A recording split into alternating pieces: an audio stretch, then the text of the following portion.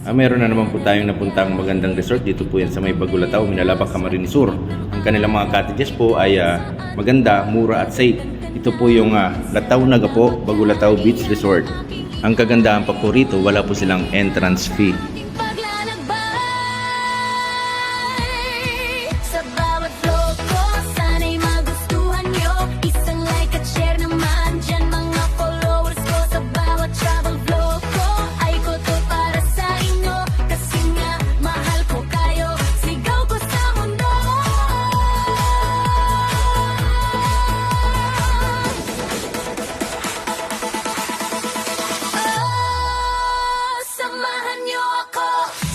Ganitong cottage po nila is 1,000 pesos lang po ito sa umaga.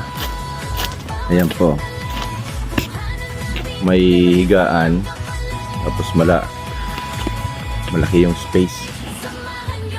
Tapos ang kagandahan pa po rito, pag aalis po kapag wala pong bantay, pwede nyo pong ibaba itong nakababa yung nakasarado yung kaya safe po. Ayan. Ayan, safe na safe po. 1,000 pesos lang po ito sa umaga at 1,500 sa gabi.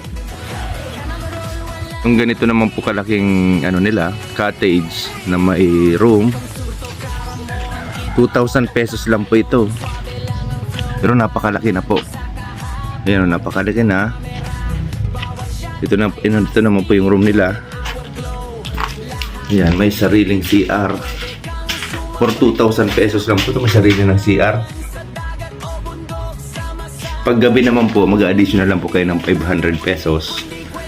Tapos sa taas po nito, pwede po matulugan. Yan o. Sa halagang 2,000 sa umaga, sa gabi is 2,500. Di ka na po rito lugi. Kagandahan pa po rito sa Bagulataw, pebbles po yung pebbles, imbis na buhangin. Ayan o. Saka napaka tinaw ng tubig at napakalinis. Yan kitang-kita yung mga bato sa ilalim.